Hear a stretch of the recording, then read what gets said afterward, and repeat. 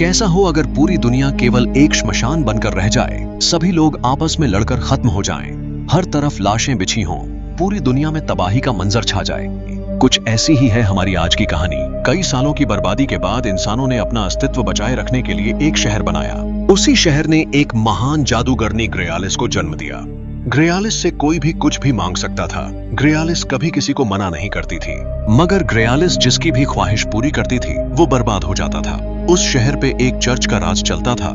वो लोग उस शहर में रहने वाले लोगों पर बहुत अत्याचार कर रहे थे। उन लोगों की हालत बेहद खराब थी। उस जादूगरनी ने शहर में बगावत की लहर दौड़ा दी थी। ये बात उन चर्च वालों को बिल्कुल भी पसंद नहीं आई, इसलिए ग्रेयालिस को फांसी की सजा दी जा रही थी। उसी वक्त ग्रेयालिस वहां मौजूद एक सिपाही की आंखों में देखती है और उस पर जादू कर देती है। वो सिपाही ग्रेयालिस को फांसी से मरने से बचा लेता है और कुछ ही पल में ग्रेयालिस वहां से गायब हो जाती है। मारा जो चर्च के लिए काम किया करती थी, वो ग्रेयालिस का पीछा करती है, मगर आखिर में वो ग्रेयालिस को पकड़ने में नाकाम रहती है। ग्रेयालिस मारा को फांसी के फंदे पर टांग कर वहां से चली जाती है। जाते वक्त वहां लोग ग्रेयालिस के लिए नारे लगाते हैं। अब कहानी हमें लेकर जाती है बॉयस के पास, जो कि एक बेहद खतरनाक इंसान था। बॉयस ने एक खतरनाक 2 मुंह वाले सांप को पाल रखा था, जो अक्सर दुश्मनों को खत्म करने में उसकी मदद करता था। अब हम देखते हैं ग्रेयालिस जहां रहा करती थी, वहां एक बेघर बुढ़िया भी रहा करती थी, जो कहती थी कि जब उसका जन्म हुआ था, ग्रेयालिस तभी वैसी ही थी जैसी अब उसके बूढ़े हो जाने के बाद है।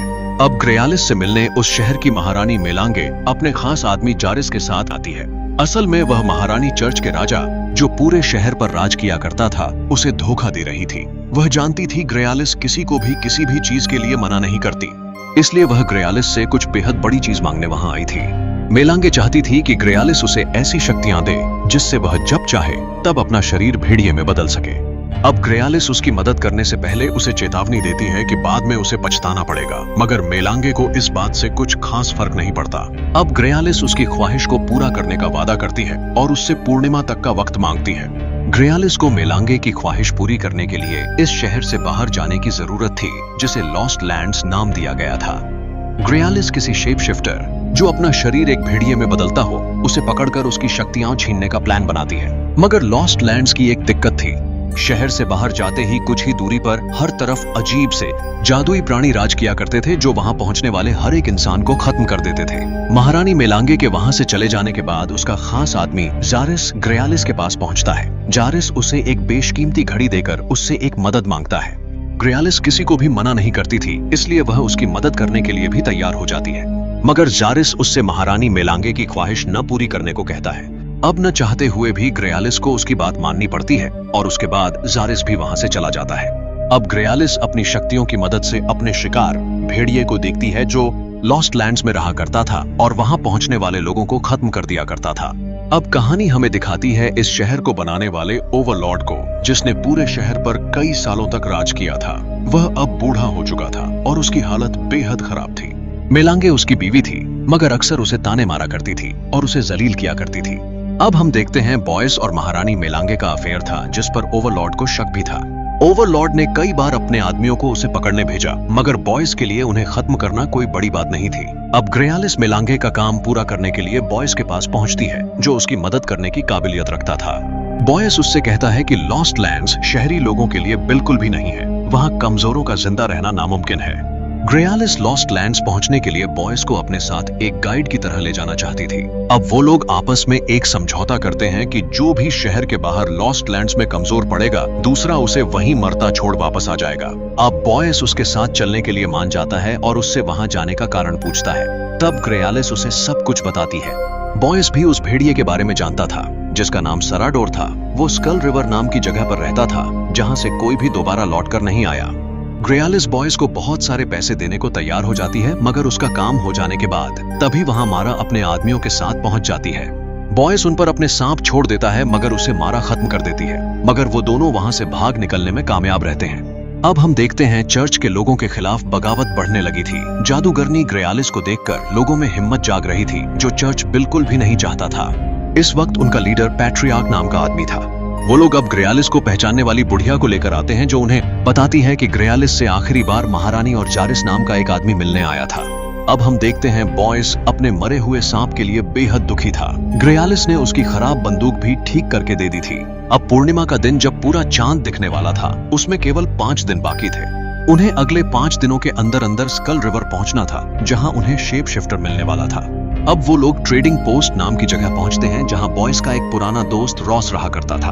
अब वहां पहुंचकर ग्रेयालिस उससे कहती है कि बहुत कम दिन बचे हैं और पूर्णिमा के दिन किसी भी हालत में उन्हें स्कल रिवर पहुंचना है। बॉयस उससे कहता है कि वो लोग ट्रेन की पटरियों का रास्ता ले सकते हैं, मगर वो रास्ता थोड़ा खतरनाक भी हो सकता है। अब अगली सुबह वो लोग दोबारा अपने आगे के सफर पर निकलते हैं। बॉयस ग्रेयालिस से कहता है कि आखिरी जगह थी जहां उन्हें मदद करने वाले लोग मिले। इससे आगे केवल लॉस्ट लैंड्स हैं, जहां हर पल जान का खतरा होगा। वहीं मारा ग्रेयालिस को खत्म करने के लिए एक ट्रेन लेकर उनका पीछा करना शुरू करती है। वहीं दूसरी तरफ महारानी मेलांगे इस चीज को लेकर पैट्रियार्क से बेहद नाखुश होती है। अब पैट्रियार्क समझ चुका था कि महारानी मेलांगे उन्हें धोखा दे रही है और ग्रेयालिस के साथ जाकर मिल चुकी है। अब ये सब देखते हुए पैट्रियार्क ओवरलॉर्ड की कुर्सी हड़पने का प्लान बनाता है। ओवरलॉर्ड बेहद कमजोर होकर बिस्तर पर पड़ा था और उसका कोई दूसरा वारिस भी नहीं था। पैट्रियार्क के मन में लालच पैदा हो चुकी थी, मगर ओवरलॉर्ड की जगह पर कब्जा करने के लिए उसे सबसे पहले ग्रेयालिस को खत्म करने की जरूरत थी।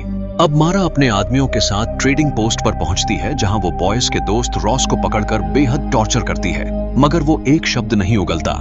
लेकिन उसकी बहन डरकर उन्हें सब कुछ बता देती है कि बॉयस और ग्रेयालिस स्कल रिवर की तरफ बढ़ रहे हैं। मगर ये जानने के बाद भी मारा उन पर रहम नहीं खाती और पूरे ट्रेडिंग पोस्ट को जला डालती है। अब वो लोग देखते हैं कि उन्हें आगे पहुंचाने वाली घाटी टूट चुकी होती है, मगर वहां एक आदमी था जो उन्हें घाटी के उस पार पहुंचा सकता था, कुछ पैसों के बदले। बॉयस उसे आवाज लगाता है, मगर उसे कोई भी नजर नहीं आता। थोड़ा ढूंढने पर बॉयस अपने दोस्त को मरा हुआ पाता है। उनसे पहले वहां कोई पहुंच चुका था। वो और कोई नहीं बल्कि मारा ही थी। मारा बॉयस से कहती है कि वो ग्रेयालिस को वहीं उनके साथ छोड़कर उसके बदले कुछ इनाम लेकर वहां से चला जाए, मगर बॉयस उसकी बात ठुकरा देता है। तब मारा रॉस की बहन को वहां लेकर आती है, जो बेहद बुरी हालत में थी मगर जिंदा थी। मारा उनके सामने ही उसे खत्म कर डालती है। अब उन सभी में खतरनाक लड़ाई शुरू हो जाती है। मारा ढेर सारे आदमी लेकर आई थी, साथ ही साथ उनके पास एक टैंक भी मौजूद था। उनके पास भागने के सिवा और कोई दूसरा विकल्प नहीं था। वो लोग भागकर तार से लटकी बस में चढ़ जाते हैं, जो उन्हें घाटी के उस पार ले जाने वाली थी। मारा के कई सारे आदमी इसके बाद भी उन पर हमला करते हैं, मगर सारे मारे जाते हैं। लेकिन ग्रेयालिस और बॉयस उस पार पहुंचे इससे पहले मारा अपने आदमियों से उस बस का तार कटवा देती है। बस घाटी के दूसरी साइड जाकर टकराती है। वो दोनों बस से बाहर निकलकर घाटी पर चढ़ने लगते हैं, लेकिन तभी मारा अपनी बंदूक निकालकर उन्हें शूट करने की कोशिश करती है। एक गोली बॉयस को लग भी जाती है, मगर चश्मा निकाल देने के बाद एक बार फिर ग्रेयालिस उसे भरम में डाल देती है और अगले ही पल वो दोनों वहां से गायब हो जाते हैं। मारा उन दोनों का पीछा नहीं छोड़ती और पूरा घूमकर घाटी को पार करने का फैसला करती है। वहीं दूसरी तरफ वो लोग रुककर आराम करने का फैसला करते हैं। बॉयस अपने हाथों में लगी गोली को बाहर निकाल देता है और ग्रेयालिस उसके हाथों में टांके लगा देती है।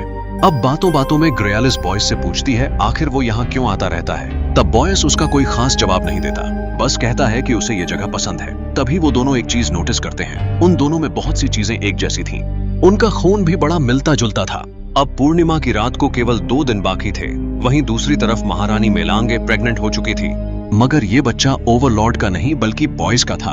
अब मेलांगे ओवरलॉर्ड को खत्म करने का फैसला करती है और तकिए के नीचे उसका दम घोंटकर मार डालती है। वो खुद को बचाने की भी कोशिश करता है, लेकिन उसके शरीर में इतनी शक्ति नहीं बची थी।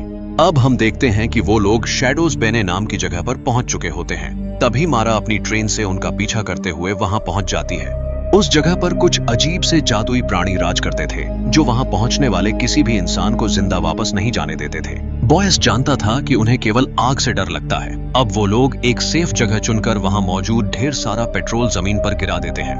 अंधेरा हो जाता है और अब वो क्रिएचर्स हमला करना शुरू कर देते हैं। उनमें से ही एक क्रिएचर शायद ग्रेयालिस को पहले से जानता था। ग्रेयालिस अपनी शक्तियों का इस्तेमाल करके एक बार फिर खुद को और बॉयस को बचा लेती है। अब बॉयस के पूछने पर ग्रेयालिस उसे बताती है कि कई सालों पहले एक आदमी शक्तियों के लालच में उसके पास आया था। ग्रेयालिस किसी को भी मना नहीं कर सकती थी, इसलिए उसने उसकी मदद की, मगर वो आदमी जैसे ही यहाँ पहुंचा उसका यही हाल हो गया। ग्रेयालिस बेहद दुखी होती थी ये सोचकर कि उसकी वजह से कई लोगों के साथ ऐसा हुआ। अब पूर्णिमा के लिए केवल एक दिन ही बाकी था और मारा उनका पीछा करते करते उनके बेहद करीब पहुंच चुकी थी। अब शहर में घोषणा की जाती है कि ओवरलॉर्ड खत्म हो चुका है और महारानी मेलांगे अब मां बनने वाली है। अब ओवरलॉर्ड के खत्म हो जाने के बाद राजगद्दी पूरी तरह मेलांगे के हाथों में आ चुकी थी। इस बात से पैट्रियार्क और भी ज्यादा परेशान हो चुका था और चाहता था कि जल्द से जल्द ग्रेयालिस पकड़ी जाए।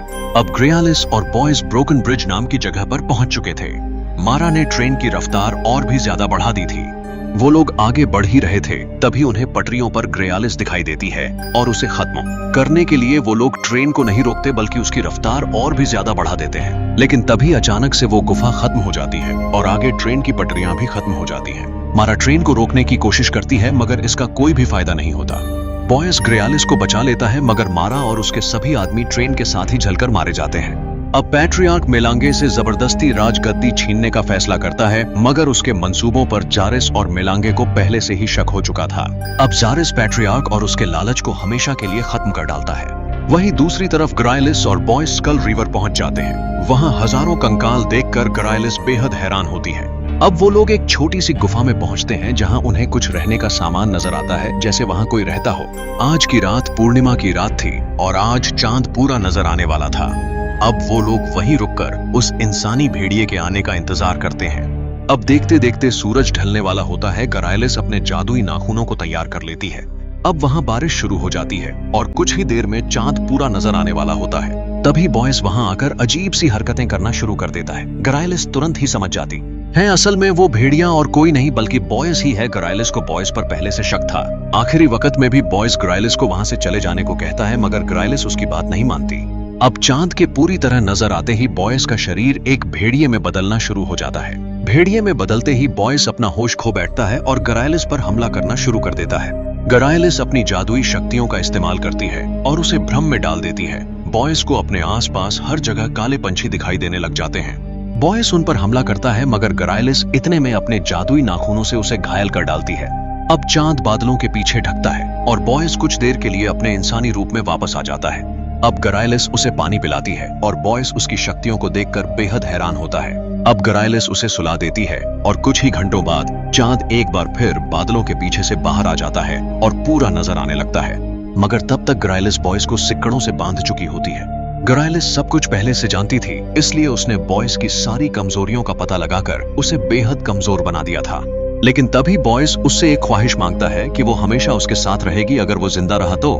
क्योंकि ग्राइलिस हर किसी की ख्वाहिश पूरी करती है, इसलिए वो बॉयस की बात भी मान लेती है। मगर चांद के निकलते ही बॉयस भेड़िए में बदल जाता है और ग्राइलिस उसकी खाल निकाल लेती है और अगली सुबह उसकी खाल लेकर वहां से चली जाती है। इसके बाद ग्राइलिस वापस शहर पहुंचती है और जारिस को वो खाल देकर मेलांग पहनाने के लिए कहती है। साथ ही साथ उसने जारिस की ख्वाहिश भी पूरी कर दी थी, बॉयस को उसके रास्ते से हटाकर। अब मेलांगे बॉयस के मर जाने की खबर सुनकर जारिस से बेहद नाराज हो जाती है। उसकी ख्वाहिश के कारण बॉयस की जान जा चुकी थी। ये देखकर मेलांगे गुस्से में जारिस को खत्म कर डालती है। अब शहर के लोगों में बगावत की आग भड़क जाती है और सभी महल पर हमला करना शुरू कर देते हैं। मेलांगे के बॉयस की खाल नहीं पहनती और उसे वैसा ही छोड़कर चली जाती है। अगले दिन का सूरज निकलता है और वो खाल वहां से गायब हो जाती है और बॉयस एक बार फिर जिंदा हो जाता है। ग्राइलिस पहले से जानती थी मेलांगे उसकी खाल कभी नहीं पहनेगी और बॉयस जिंदा रहेगा और इसी तरह ग्राइलिस बॉयस की ख्वाहिश भी पूरी कर देती है। हमारी कहानी यहीं खत्म होती है। जाते जाते हमारे चैनल को सब्सक्राइब करना बिल्कुल भी ना भूलें। हम ऐसी ही मूवीज लाते रहते हैं।